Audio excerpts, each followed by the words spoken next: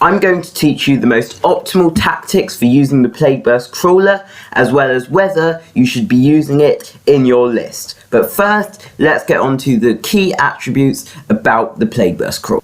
The Plagueburst Crawler is a tank that's mainly designed to be used as fire support for your army. It costs 165 points per model, which is fairly standard for a tank, and its notable weapons are the Plagueburst Mortar, which has D6 shots at 8-2/2. Now obviously this has 48-inch range, so it's basically able to reach anywhere on the board, as well as, because it's a mortar, being able to hit units that aren't in line of sight. So overall, very good weapon, even if it can be a bit inconsistent. And then it also has plague spewers or entropy cannons. You choose which ones you want to equip. The entropy cannons being designed for long range heavy firepower, with the plague spewers obviously being flamers designed for shorter range combat. It does also have either a heavy slugger or rot hail volley gun, although those are quite insignificant compared to the other weapons, don't do much damage, so I'm not really going to talk about them too much. Now, since it's a tank, the Plagueburst Crawler doesn't really have any effective melee abilities. It does have the base melee attack with its fists, but obviously that's going to do very little damage. And similar to other Death Guard units, it's more resilient than the average tank, obviously having toughness 8 and a 5-up invulnerable save, as well as the disgustingly resilient, which is really good on high wound models such as the Plagueburst Crawler, because it means that if there are other tanks firing at it, particularly if they do like D3 damage, their damage is going to be very much mitigated. Now you know what Plagueburst Crawler is, I'm going to move on to whether you should be using them in your list. The positives of the Plagueburst Crawlers are that they are more resilient than the alternative tanks, even compared to other Death Guard tanks such as the Defiler and Chaos Predators. It is much more survivable for the amount of points it's worth, particularly given that the Chaos Predators and Defilers don't get the disgustingly resilient ability, which the Plagueburst Crawler has, which will obviously make quite a big difference.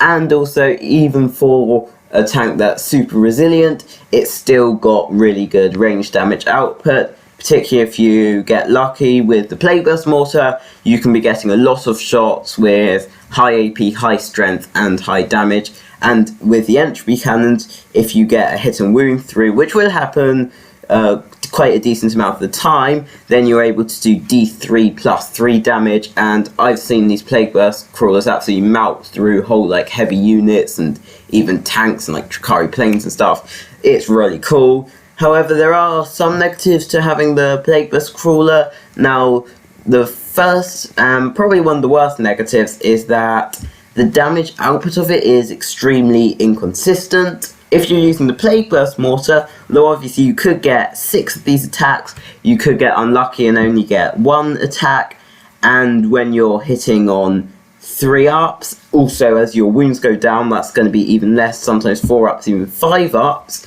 Then having only 2 shots of the entropy cannons, you can just get unlucky and neither of them hit, and then you don't even get to the wound roll. So that inconsistency is not great, although obviously this can be countered by having multiple of them, which I'm going to mention more in the tactics. But last of all, as a tank, they're not great in melee, whereas like the, let's say, Defiler can be equipped with melee weapons. The Plagueburst Crawler just gets its default punch, and although it does have a decent strength without AP and only damage 1, you're not really going to do any damage, and if you do end up in melee with this, it probably does mean that something has gone wrong. So now onto the bit you've been waiting for, how to most efficiently use the Plagueburst Crawlers. In terms of war gear options for the Plagueburst Crawlers, the main choice to make is whether to have 2 entropy cannons or 2 of the plague spewers. Now, the entropy cannons are mainly obviously a long range heavy firepower, while the plague spewers are short range, lighter firepower, but they're flamers and they do more attacks. Personally, I prefer to use the entropy cannons, as if you're using it as a plague spewers, the whole way that you play with the Plagueburst Crawlers is quite different, because if you're using it as a plague spewers, what you want is it to go with your main bulk of your army, with your infantry, and do good damage at close range.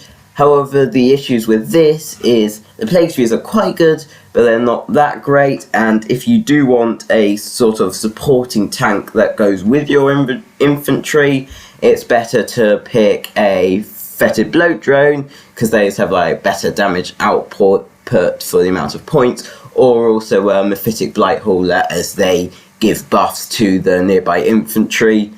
So I personally don't use them with the plague spewers. I prefer the entropy cannons, and to have them as like a full-on unit that just sits at the back, deals a lot of firepower to the enemy, which gets them off objectives and means that it's easier for most of your infantry to take over the board.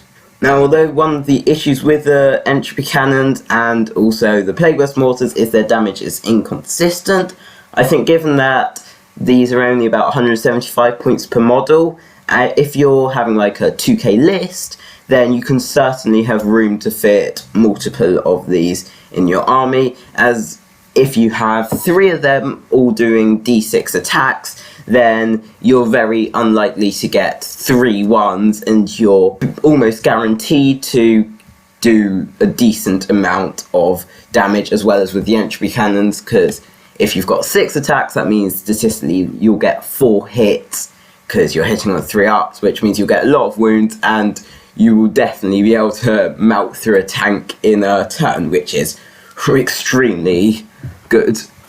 The other thing to note is obviously entropy cannons, unlike the Plagueburst mortar, do require line of sight to be shot at the enemy, so that's one thing to note when deploying them. Try to put them in a place from which you'll be able to keep the best possible line of sight on most of the enemy army, because there's no point having a Plagueburst Crawler if half of your guns don't work. Also, in terms of stratagems, there's only really one that's particularly useful for the Plagueburst Crawlers and that I do like to use.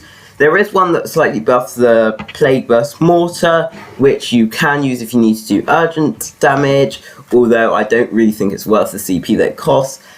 And personally, the main one that I use is Demonic Gluttony. It only costs 1 point, and what it does is every time you kill an enemy model, you gain 1 wound up to 3, and it lasts for 1 turn on 1 Plagueburst Crawler, which is really useful, particularly if you've gone into like the second bracket where you're hitting on like 4 ups instead of 3 ups, which can be really bad.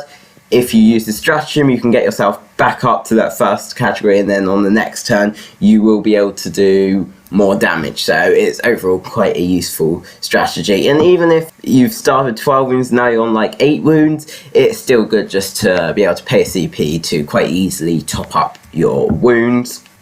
Now that's about it. I hope you did find this guide useful. I'm going to be uploading guides like this every Sunday, so do make sure to subscribe and have the notifications on so you know whenever I upload a new one. But for now, hope you enjoyed. Leave a comment what you want me to discuss in the future episodes. See ya!